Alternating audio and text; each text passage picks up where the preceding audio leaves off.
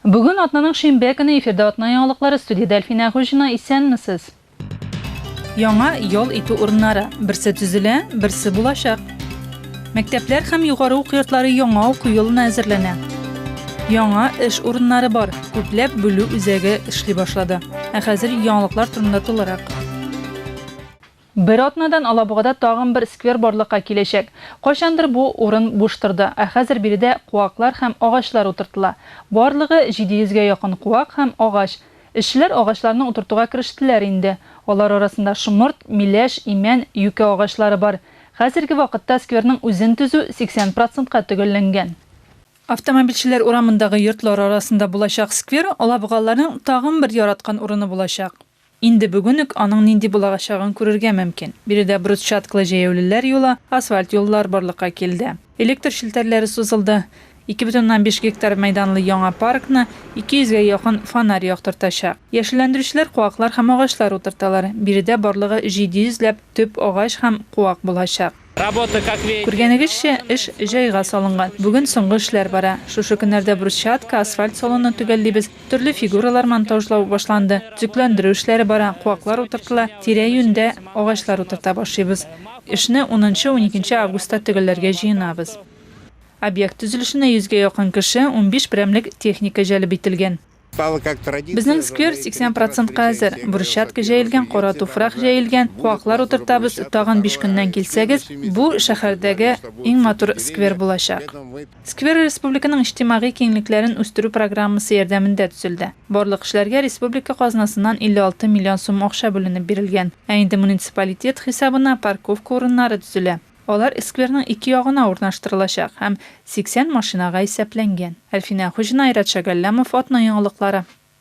Аларда Алабуганың 4-нче мәхәлләсендә тагын бер ял итү урыны барлыкка киләчәк. Яңа сквер Мәрҗани урамы буенча урнашачак. Бу атнада мәхәлләдә яшәүчеләр Казаннан килгән архитекторлар белән яңа скверның нинди булачагы турында сөйләшүләр уздырды. Территорияны яңарту һәм төзекләндерү 2021-22 елларда Татарстанның җәмәгать урыннарын үстерү программасы кысаларында башкарылачак. Фонтан, спорт мәйданчыклары, сәхнә, нәфис фильмнар карау өчен экран. Алабугага Казаннан архитекторлар десанты килде. Бу атнада республиканың 19 районында халык белән очрашулар бара. Алабугалар нигездә бу 4-нче мәхәллә халкы башкала кунакларына булачак скверны ничек үстергә кирәк дип белдерде. Яңа ял урыны Мәрҗани урамында урнашачак.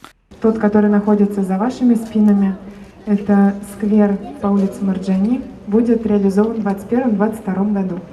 Очрашуга 80-нан артык кеше килгән иде.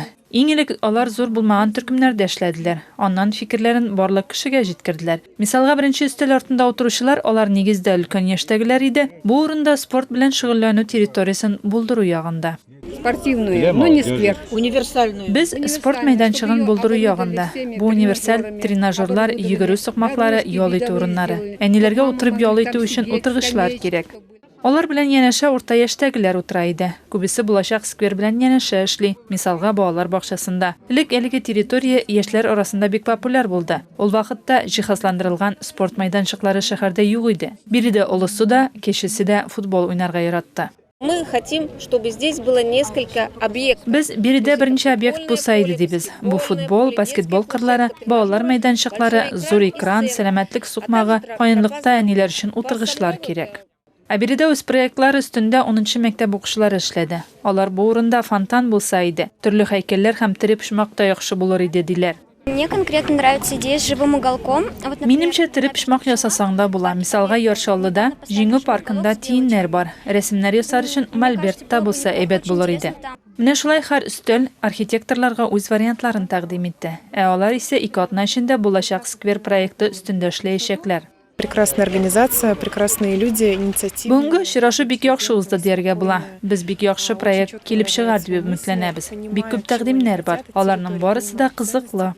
Бу территорияны төзекләндерү 2021-2022 елларга билгеләнгән. Эшләр Татарстанда җәмәгать урыннарын төзекләндерү программасы кысаларында башкарылачак. Искәртик, әлеге программа нигезендә Алабугада Чебурашка программасы яңартылды. Автомобильчеләр урамында сквер төзелә. Әлфинә Хуҗина, Михаил Филатов, Атна яңалыклары. 600 кибет, 10-дән артык шәһәр һәм тонналап төрледән төрле товар. Алабугада күпләп бүлү үзәге эшли башлады. Ул бишле кибетләрен товар белән тәэмин итәчәк. Эш көне ничек оештырылган? Бүген биредә күпме хезмәткәр эшли һәм склад тормышының үзенчәлекләре нинди? Бу сорауларга җавапны безнең хәбәрчеләребез эзләде. Склад үзеге халык кулланышы товарларын, азык-төлек продуктларын, шул исәптән тирән туңдырылган продуктларны, алкоголь продукциясын, тиз бозыла торган продукцияларны махсус температура режимында саклана торган һәм продукцияларны ваклап сату өчен сәүдә шелтәренә озатканчы саклау өчен билгеләнгән. Склад бинасының гомуми мәйданы 17 000 квадрат метр. Аның беренче кирпичен 2019 елда салдылар. Һәм менә быел җәй склад беренче товарны кабул итте һәм төяп җибәрде. Начал свою операционную деятельность 14 июля. Үзәк үз эшен 14 июльдә башлады. Ул вакытта складка товар тутырдык. Аннан соң берилешен кибетләргә җибәрә башладык. Без 600 кибеткә хезмәт күрсәтә алабыз. Әлегә этаплап башкарабыз. 140 кибеттән башладык. Бу Чаллы, Түбән Кама, Алабуга, Зәй кибетләре. Товарны бүлү буенча һәм машинага төяп җибәрер өчен бик күп кеше хезмәт күрсәтергә тиеш. Үзәктә сөйләүләренчә, биредә хезмәткәрләргә ихтыяҗ бар. Биредә 250 кешегә эш урыны бар. Бүген гомуми санның яртысы гына эшли һәм 100гә якын вакансия ачык кала. Эш турында үзәкнең смена җитәкчесе сөйләде. Смена начинается с передачи, естественно, смены. Смена хезмәткәрләр алышу белән башлана. Күпме күләмдә эш башкарылган, ничаклы калган, шуны тикшерәбез. Күпме машина кабул итәсе бар. Барысын да тикшерәбез дә эшне башлыйбыз. На приемку. Хәзер складта эшләүчеләрнең күбесе алабугаллар, чаллылар да бар. Аларны вакыты йөртә, компания туклану белән тәэмин итә, ә иң мөһиме яхшы хезмәт хакы. И сотрудники, вот насколько я вижу, Бу кызыклы эш беренчедән барысы да яңа, эш автоматлаштырылган.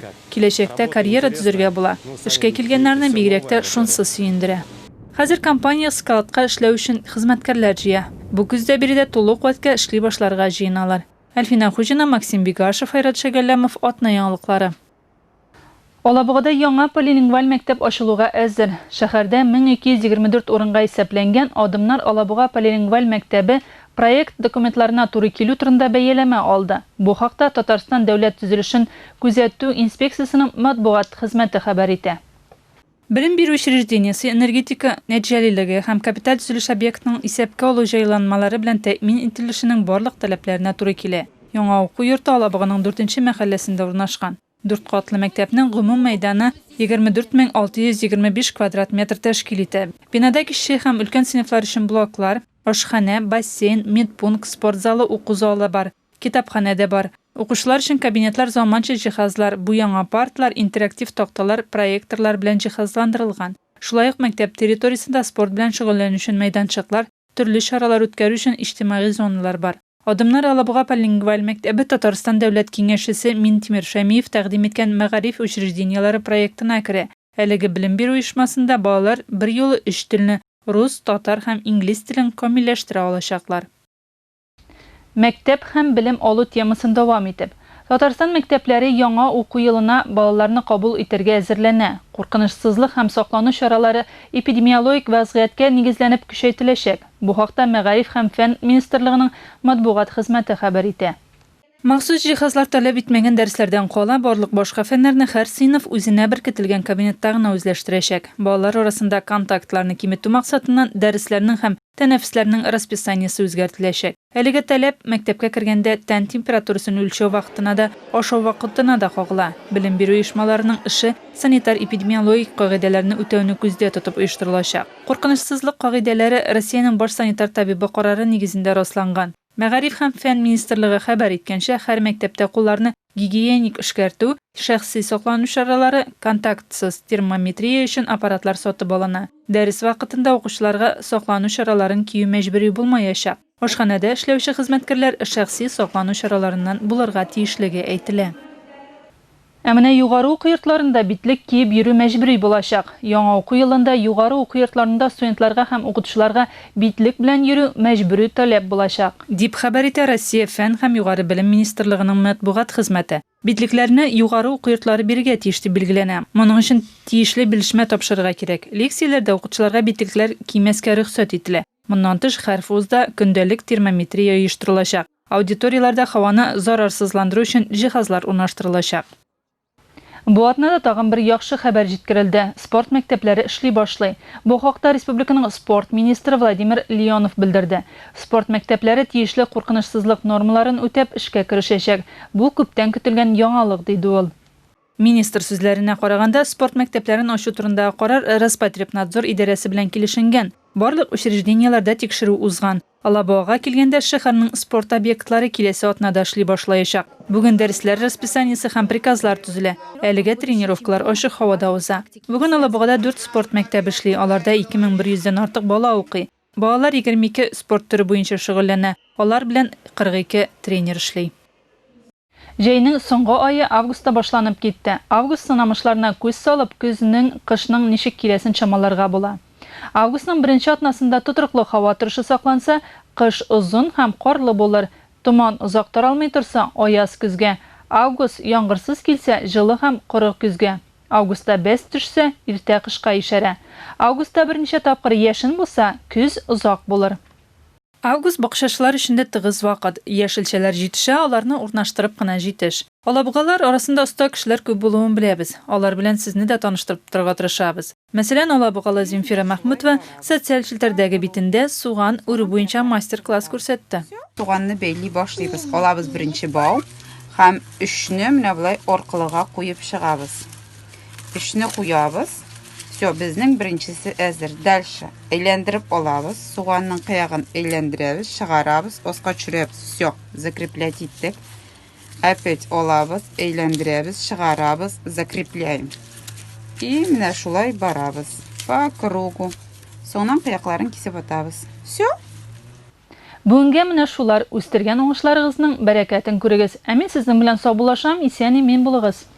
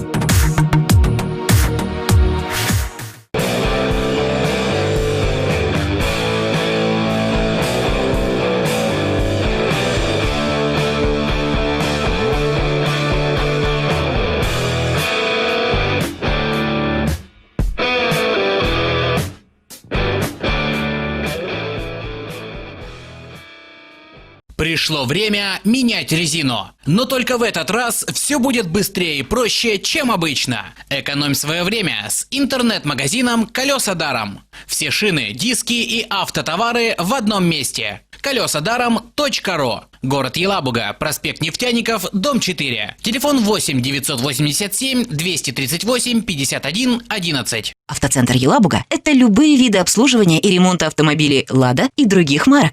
Пенсионный фонд информирует, гражданам, уходящим на пенсию, заявление для ее назначения необходимо предоставить через личный кабинет застрахованного лица на сайте www.pfrf.ru. Нет тепла на кухне. Нет света в подъезде. Не течет вода. В подъезде запах канализации. Грязный подъезд. Нужно заменить счетчики. Открытая Елабуга – ваш помощник ЖКХ. Заявки принимаются по телефону 582 22.